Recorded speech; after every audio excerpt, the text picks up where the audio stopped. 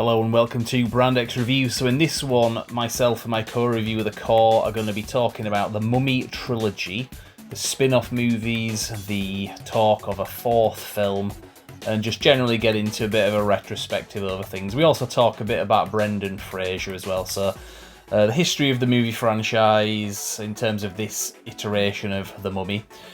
The first film came out in 1999, it was called The Mummy. Then the sequel came out in 2001, The Scorpion King, Mummy Returns. Or The Mummy Returns, The Scorpion King. And then there was a spin-off movie from that, which was just The Scorpion King, with Dwayne "The Rock" Johnson, one of his very early films.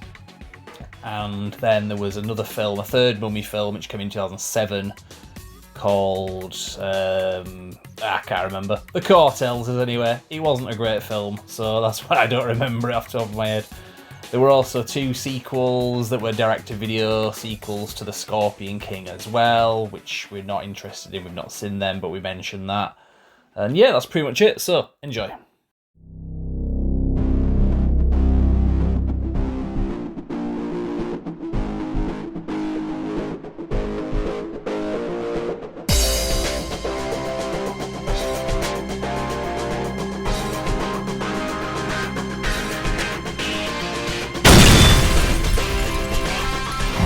Hello and welcome to Brand X Reviews. Today we have The Core. Yes.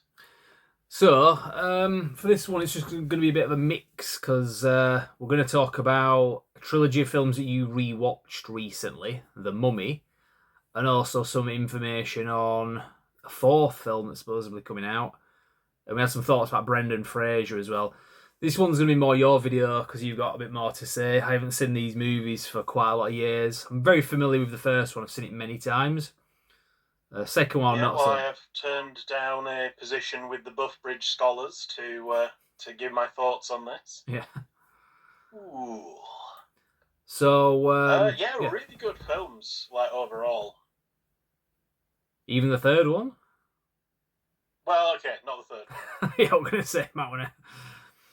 Let's refilm this. I'm joking. Overall, yeah, I'm joking. As a trilogy, the first two parts are quite good. The third one is watchable, but they made mistakes, but we'll get to that.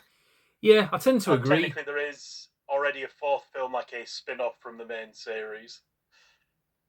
Well, there were other spin-offs as well, because it was... Well, if we talk about cinematic movies, then yeah, it's just a one spin-off, isn't it?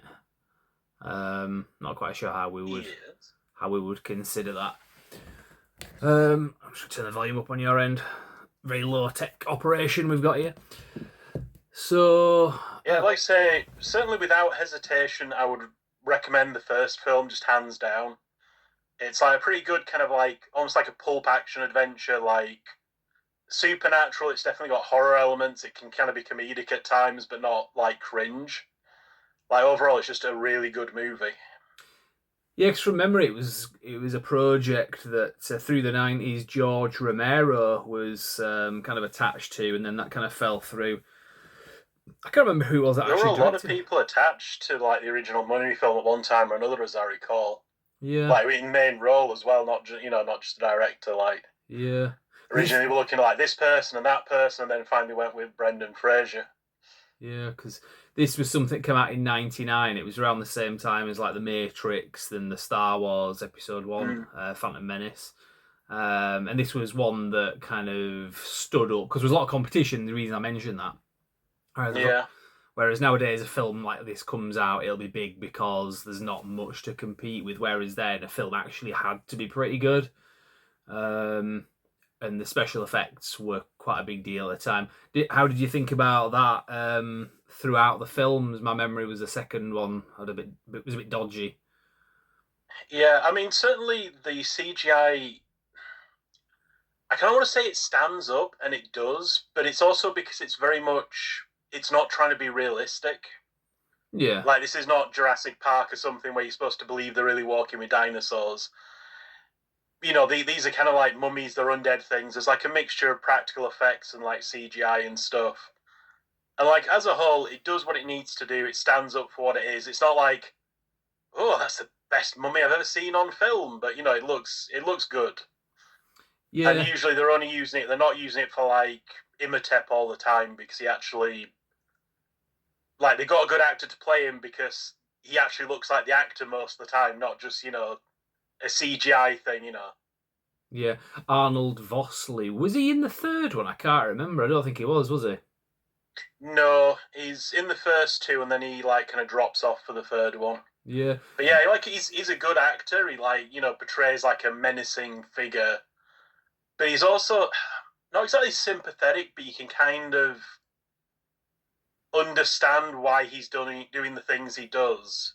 yeah. And in the second one, like certain things happen, and it's like you can almost feel sorry for him at the very end. Yeah, he was that kind of a character.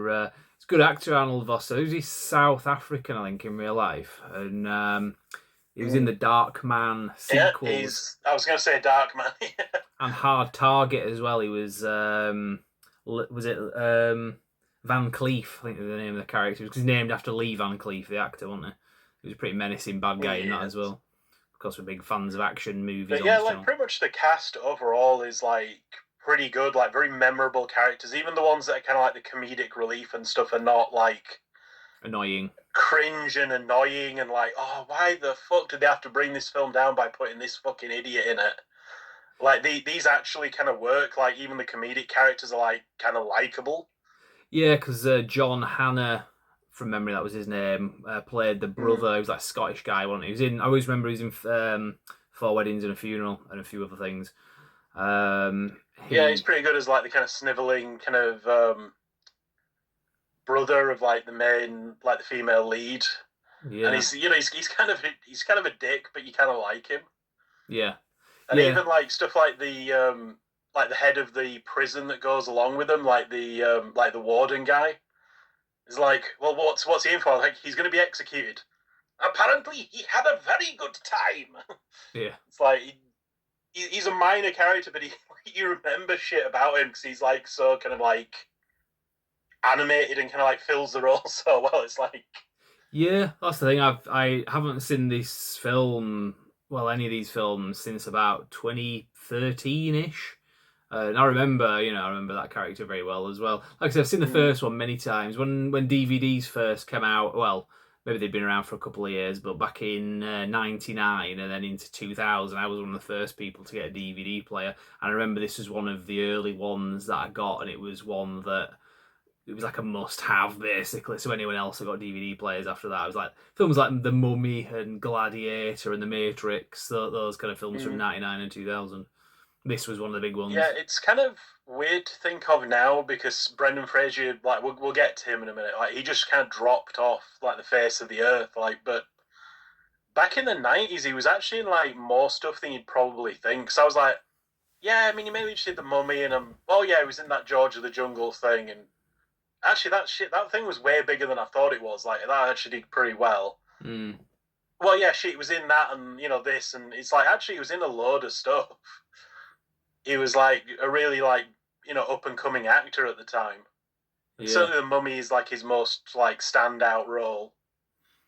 Yeah, I always remember he was very good in it, and he had pretty good chemistry with Rachel Weisz or Rachel. Weiss, Yeah, yeah. obviously Certainly Rick replaced her. O'Connell and Evie are one of the things that kind of like sell the movie. Like Yeah, he's kind of an Indiana Jones type, but he kind of isn't at the same time. He's more like the two-fisted kind of pulp hero.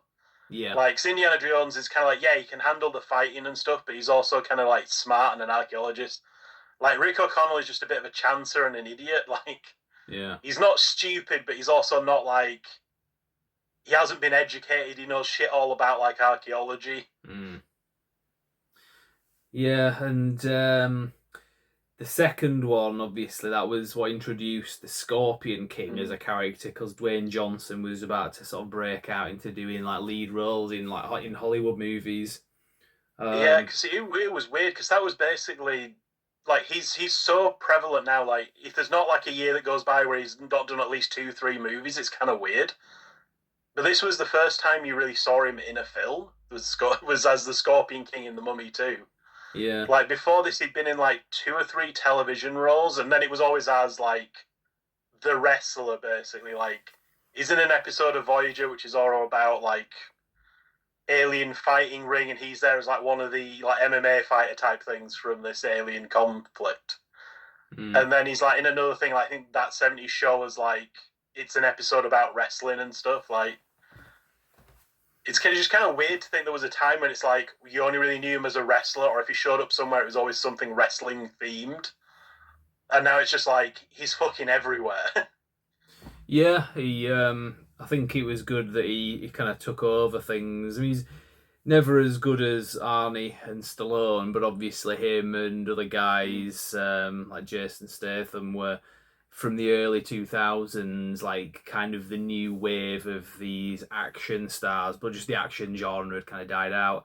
So I guess it was a good entry He's to go into. definitely kind of outshone like other people like Dave Bautista, who's a bit more like B-list. And even like as big as like Hulk Hogan was in the day, I don't think he ever really quite hit the peak that The Rock has. Yeah, Dwayne Johnson's like bigger. He's done way more films because like Hulk Hogan, as much as we like him as a person as well, great guy. His films. I mean, Suburban Commando is one. I've got like a dodgy Blu-ray DJ. Yeah. Dodgy deal. I mean, they were trying to do the same sort of thing with John Cena, and that's not really worked. Yeah, especially when he was apologising for calling Taiwan a country. That was a bit of a low point.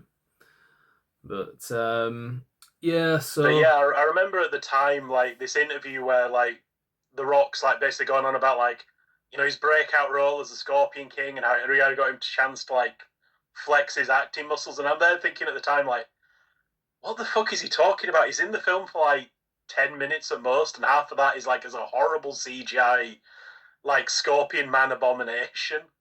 Because certainly this is where, like I said, the CGI in the second one kind of falls down a little bit more than the first one. Like the first one still stands up pretty well, but like goddamn, the Scorpion King looks rocky. Wasn't it unfinished?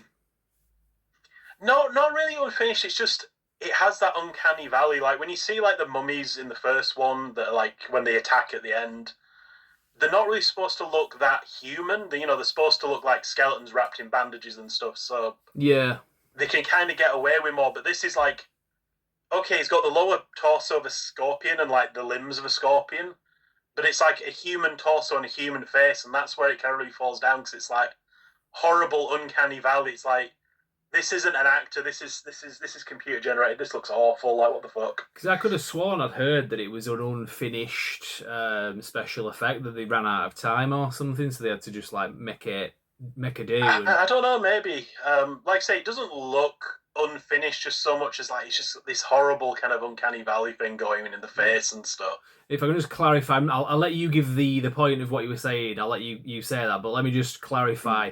So it was when The Mummy 2 came out on DVD, and me and you were watching the extra features, and there was an interview with Dwayne Johnson where he's saying this movie as the Scorpion King, it's the best role. I've had the acting so great. It's a great character, and we were like, what the hell is it? Like you say, he was in it for like 2 minutes.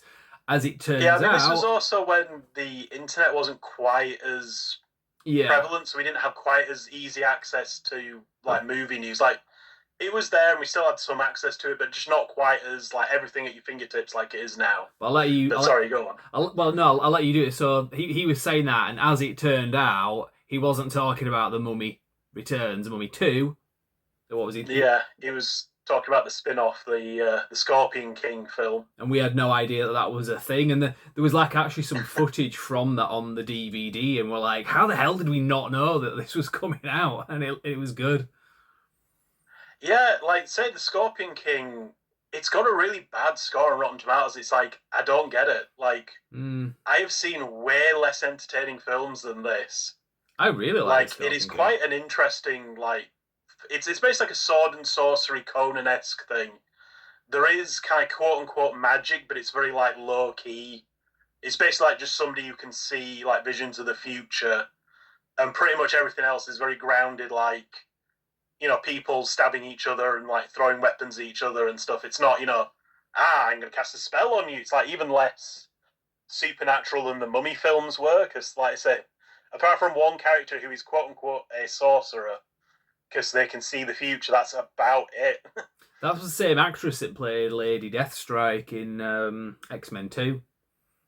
Yeah, I didn't realise she was and actually again, it's older like than it's a you good thought. cast. Like even the slightly annoying comedic Oh relief yeah, character and the kind of like old guy who's helping him out and the kid who's involved, like none of them are cringe and annoying.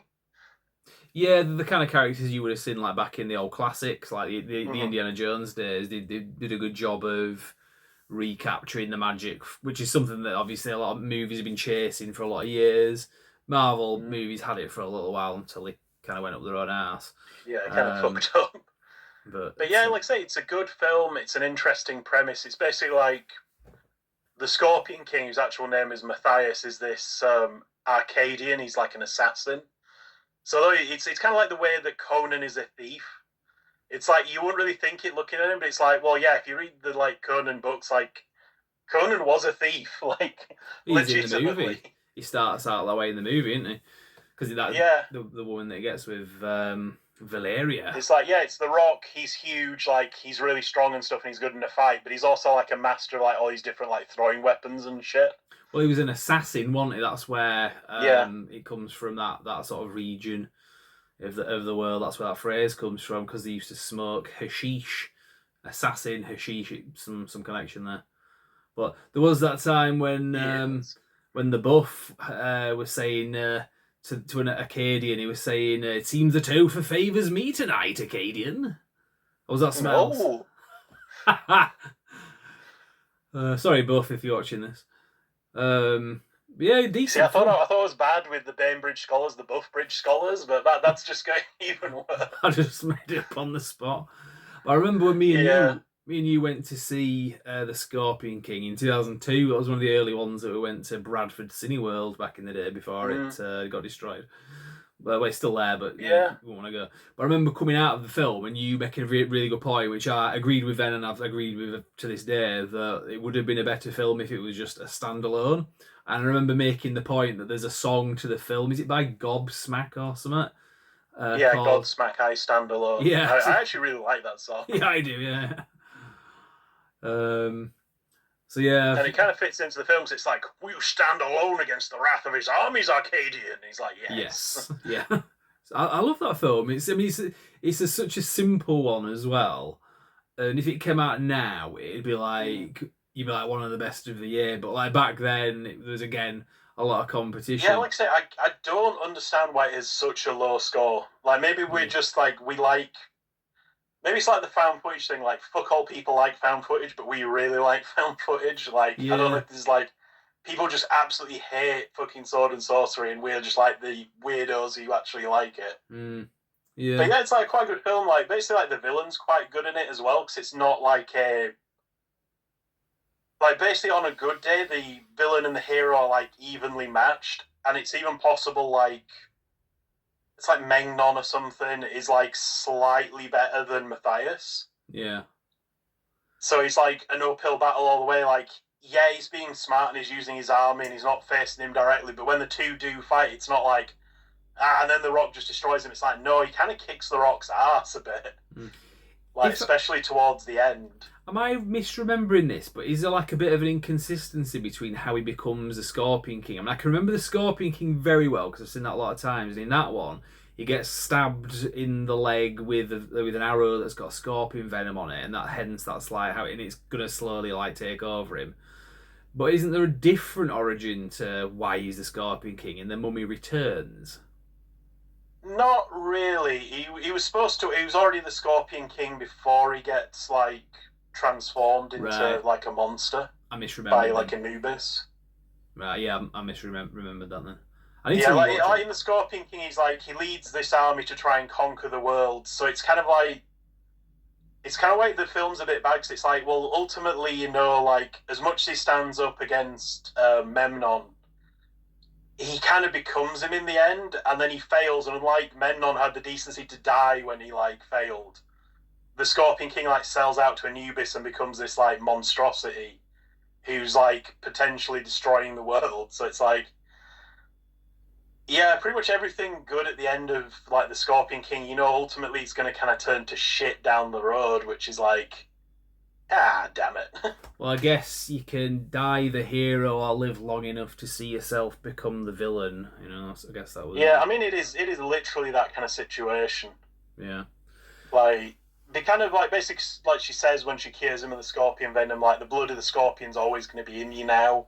Yeah. And at the end, it's like, we're going to live happily ever after. And she's like, we'll be happy for a time. And he's like, well, screw fate, we'll make our own. And it's like, yeah, but we kind of know that you don't, which is kind of the sad part. Yeah. So that was 2002. That was the year after The Mummy Returns came out. And then, was it 2007, The Mummy... Is it even called 3? Is it... I can't remember. It's Tomb of the Dragon Emperor. That's it. With Jet Li. And I can't remember. Who was it? Like you say, it's a shame because, like, with like Imhotep in the first two films, you see quite a bit of him as like Imhotep, so you get quite a bit of like a chance for the actor to be like menacing and like to sell the character. In this, like, you don't get to see that much of Jet Li, and it's a shame because I mean you see him in like Lethal Weapon 4, like he can be menacing, yeah, but he doesn't really get a chance to be that. And even when he is like Jet Li, because he's fully regenerated from like a weird terracotta mummy thing, like he spends a lot of time like changing into like a three-headed dragon and like sort of like stuff, and it's like, okay, the CGI isn't that great. Could we not just had more Jet Li, thanks? Yeah. I think he stepped away from acting a little bit because I know he was. You remember the tsunami in 2004? He was there when that happened, and I think he even got injured as well. He got his family out, but I think he got injured, and he had other health issues to his thyroid, I think, and he's been like okay, but not quite low on energy. I think is what was one of the issues he had. So might have been something to do with that. I don't know, because that was before this film came out. Was the tsunami? So. Was Michelle Yeoh in that as well, or am I misremembering? Am I thinking else? She was in it. And again, you don't see as much of her as you'd like, and even though she fights Jet Li, it's kind of an aborted fight, so it's like, well, shit. Yeah, because she's really good. She's good, like, in terms of like martial arts. She's a good actress as well with a lot of range. So yeah, it seems like a bit of a waste. I need to rewatch it. Yeah, like I said, that was the big problem with 3. Basically, they couldn't get Raquel Welch back. Like, either she was like, Raquel Welch. I don't want to do this because I know what you mean. Rachel Weisz.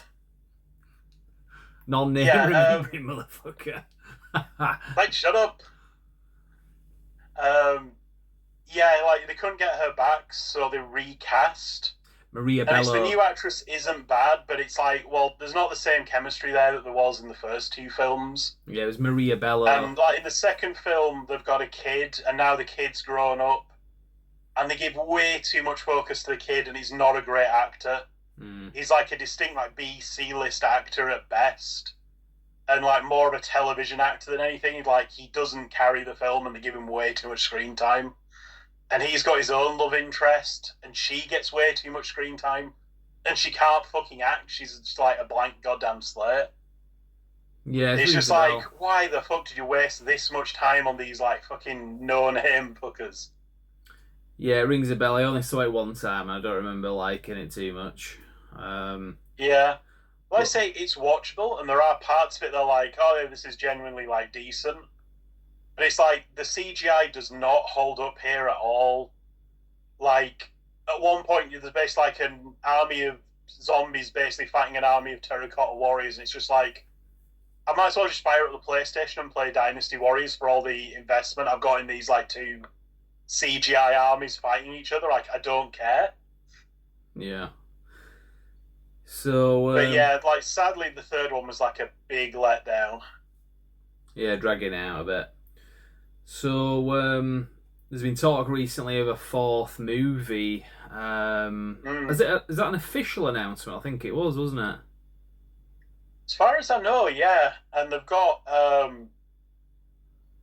They've got Raquel Welch. I'm not even going to say the word because I'm going to fuck it up. They've got Raquel Welch. But they've got like all the cast packed from what I hear. Like, they're not recasting again. Yeah, so it's supposed to be like a Sean Connery returning as James Bond after he'd been replaced by George Lazenby when he came back and reprised the role.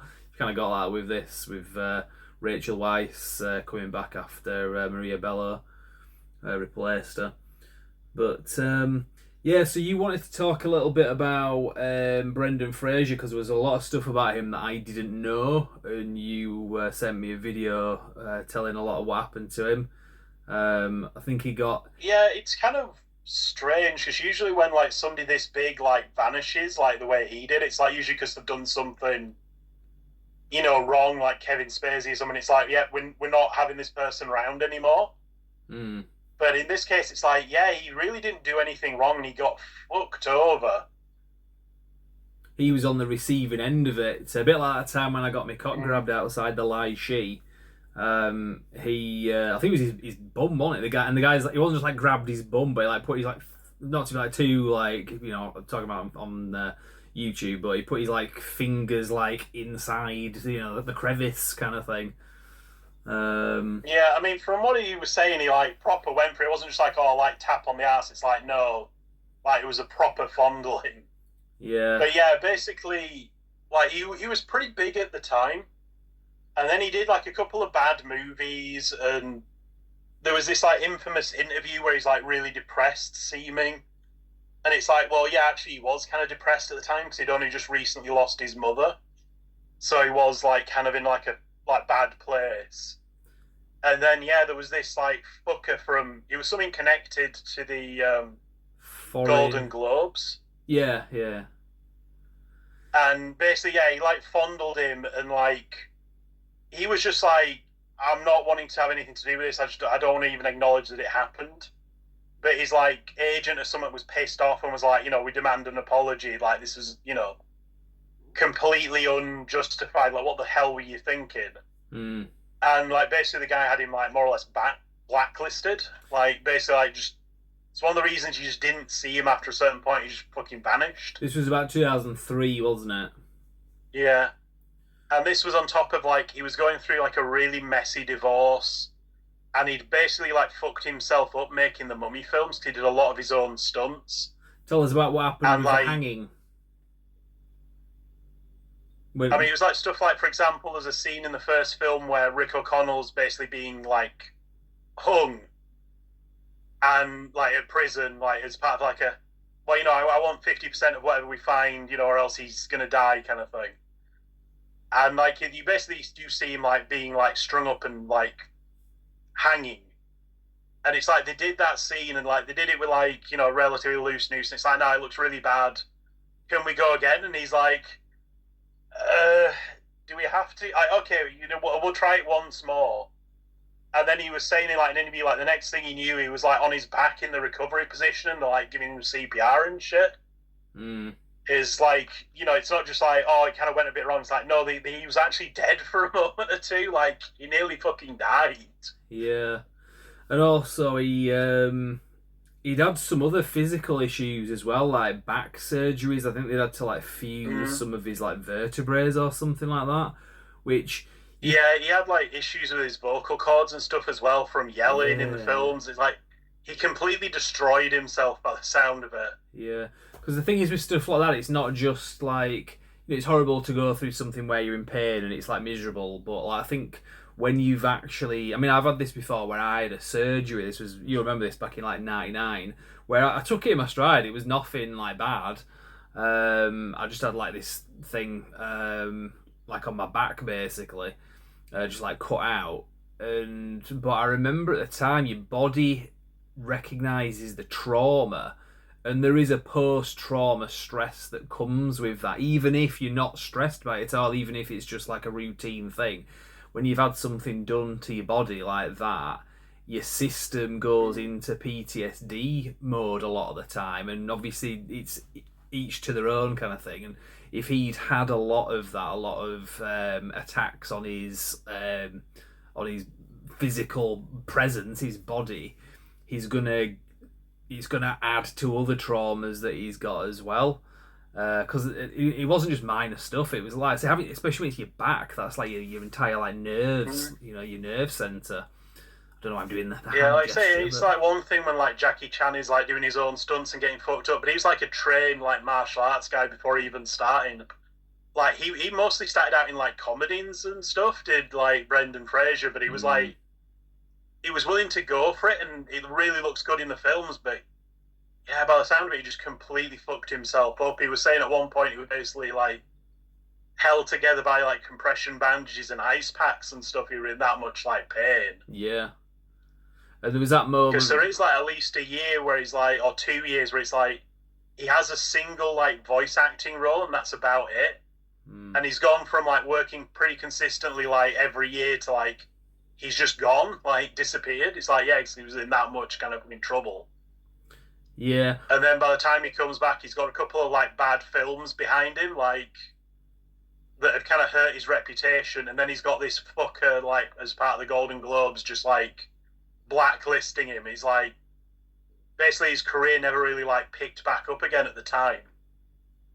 There was that sad moment in that video you sent me as well, where he's on like a TV interview and tell us a story about the tattoo. There's the girl that's got like a tattoo, isn't there, from the Mummy? Yeah, it's like it's supposed to be like inspired by the one he has in the movies, and he does seem like genuinely touched. Like, oh shit, I've got a fan, you know. Like he's almost like he's been that shit on by this point that he's kind of like forgotten. Like, oh yeah, people do actually like like me and stuff, you know. Yeah, that was pretty sad because it wasn't so much what he said; it was how he said it and how he seemed really like taken aback by it. So yeah, that is very sad. Obviously, he had a comeback with the Whale movie, didn't he? I haven't seen that. I heard good things. Obviously, yeah. Apparently, he put a lot of himself in that. Cause it's basically like a story about this guy who's like. He's like an English teacher or something. He's like really overweight and he's like feels like he's wasted his life. And he just wants to like apologize to people he's hurt and like do something like worthwhile with his life there at the end. And it's like, apparently like Brendan Fraser put a lot of himself in that role. And it's like, you can kind of see where his mindset could have been coming from given the shit he went through. Yeah, it makes me want to watch that film, to be fair. Although it's Darren Aronofsky, isn't it? That his films are a bit depressing at times. Yeah. But yeah, so it'd be interesting to see. I know Paul Cage, who we've had on the channel recently. He was saying he's not really interested in a Mummy 4 based on just the fact that it's the situation that we've got with like the actors and so on, and it'd just be, I think, because he thinks it'll be like a sad thing to see. It won't recapture the magic, and you've basically got like Brendan Fraser like not exactly not got the dignity that he once had. But I don't know, that's kind of paraphrasing what I think Paul was trying to say. To be honest, like he literally got like Academy Awards for his like performance in like The Whale, and he's been in other like reasonably like well received and like popular movies since. Like, yeah, it could. It's kind of nice to have seen him like making like a proper comeback. Yeah, because it's not just like, oh, sad actor. It's almost like the nice guy wins kind of story going on. Where he's like, he's been through all this. It was really bad for him for a while, and now he's kind of like. Not exactly back on top, but he's like made a comeback and he's getting like the recognition he deserves. Yeah, I know. I know what Paul means. I kind of thought the same myself, to be fair. But that's not what we want. But there's the worry that that's what it might be. So, certainly it might. Like I say, I have no reason to like. Oh, it's gonna be really. It's like it might be absolute shit. Like we just don't know. But. And certainly it would be, like I say, anything where he's getting back to form is like a net good as far as I'm concerned. Like, yeah, well, we'll see. We don't know much about the film. Was it supposed to be out in like 28 or something? So another couple of years yet. Yeah, it's kind of weird because if you actually look up information about the Mummy, there's one coming out next year. Like, no, actually, no, it'll be this year, isn't it? It's like Lee Cohen's The Mummy, and it's like it looks like a kind of general horror film. Yeah. But it's like, okay, it's got the Mummy name behind it though. That's going to be really weird that it's not going to be like a Mummy film. Yeah, and then there was the Tom Cruise one, and I'm a massive Tom Cruise fan. I've like not just seen most of his films, I've got most of his films. But the Mummy was one I that mean, really interested me. definitely that film owed a lot to the Brendan Fraser films. Yeah, Like, because they were definitely going for something similar with it. yeah, yeah. And they even had like a direct reference because they have that like Book of the Dead, the thing that brings you back to life. Mm, They have that at one point in the like Tom Cruise Mummy. right. Yeah, it'll be. I might have to watch that at some point, just because I like Tom Cruise films, but I wouldn't watch all the other Dark Universe, whatever the hell it was called, stuff. Honestly, I'm not even sure I'd recommend watching that one because it's Mm, not that good. yeah, Like, and I have like a reasonably like tolerance for it, and it's not that yeah. good. Well, you were insisting on going to see that I Frankenstein, weren't you, as well back? Like, no, that was not me. Oh, that's not actually part of the Dark Universe, is it? Anyway, getting off topic a bit. Yeah. So yeah, Um, anything else? but yeah, like I say, it's just a bit of a weird situation where we're gonna have a mummy film that's not the mummy film that we're expecting. Hmm. It's kind of like okay. Yeah, I don't know what the situation is with the rights to like the Universal monster horror characters. I mean, I think when it comes to the mummy, I don't think I think it's one of those things where you couldn't really like put some kind of like thing on it because it's like that generic a thing. It'd be like Yeah, you can't really oh well, nobody else can make a werewolf film because I've made a werewolf film. It's like yeah, no, werewolves are pretty yeah. I or know what like you a mean. vampire film. Like just because you've made Dracula doesn't mean like nobody else can ever make another like vampire film. Well, we saw a thing about that. I mean, this is the like an imported version, but Monster Squad that we reviewed for a Halloween special a few years ago. We're showing the Blu-ray now, the imported Blu-ray. That was one Yeah, where it had characters that were effectively Frankenstein, Dracula, and the creature from the Black Lagoon, but they weren't called that. But it was such a generic monster that you could kind of get away with it. So yeah, interesting kind of situation when it comes to all stuff like that. I'm not quite sure quite how it works, but mm. yeah, it just seemed like it's doable that you could do that.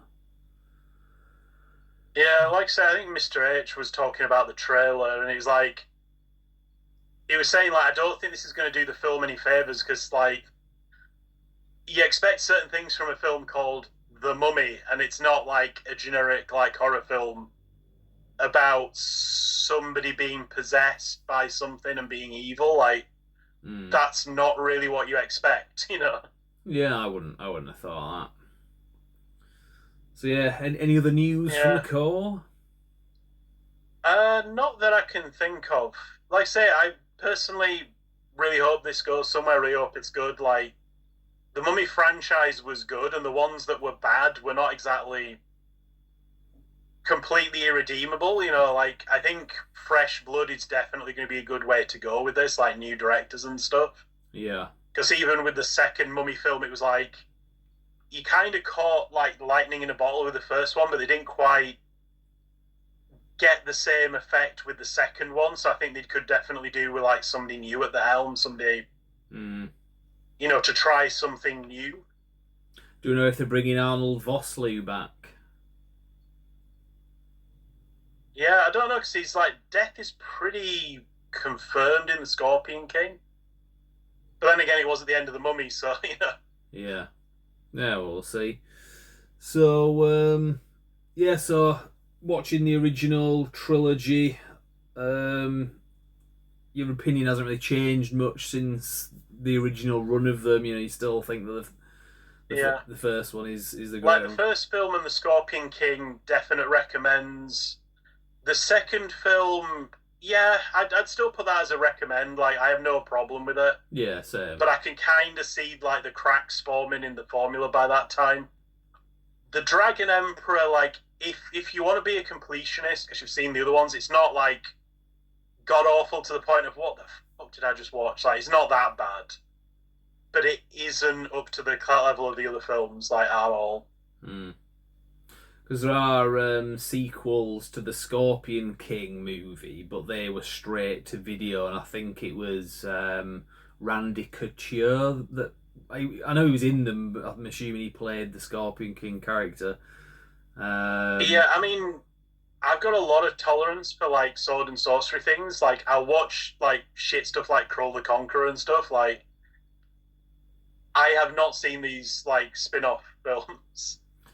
Yeah, and even a straight-to-video sequel sometimes can be pretty good. Because around that era, I Yeah, think that was when we had like straight-to-video sequels of Death Race, and they had, I think it was Luke Goss was like a character, the actor who played one of the characters.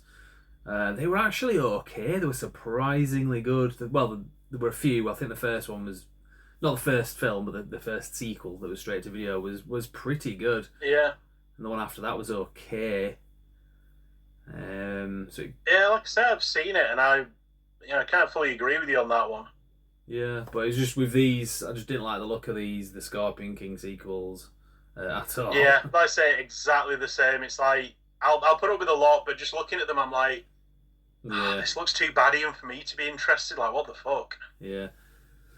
So anyway, Like, no wonder like The Rock told him to go and get screwed. yeah. Well, yeah, well, we'll leave it at that anyway. Unless you have any other thoughts on that.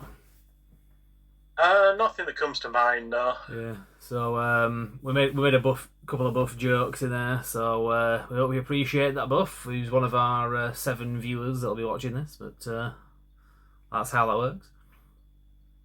So right, well, Yeah, like I say, good films. Definitely recommend. And nice to see Brendan Fraser getting some love again, because it's nice for once to see somebody coming back in Hollywood and they've not, because they shot themselves in the foot by being like a unlikable cunt. yeah, Like, he was just like really bad luck, unfortunate timing, like physical trauma, and like, yeah, basically the poor guy got Me Too'd, and like back in a period where he would have got absolutely zero sympathy, and he's only spoken about it relatively recently. After the guy like put shit in there like an autobiography, like, oh yeah, I did this, but it wasn't all this much. And he's like, no, the guy's full of shit. They're like, this is what he did. yeah. Yeah, well, on that note, anyway, don't think there's much else to say. So, yeah, we will be back talking about something else, I'm sure, in the very near future. So, any final words? Buff has been subjected to the Homdai, where he's mummified alive and put in a coffin with the Topher. If he ever rises from this death, he will be a plague upon mankind. Sorry, Buff. Right, we'll leave it there. Thank you very much for watching.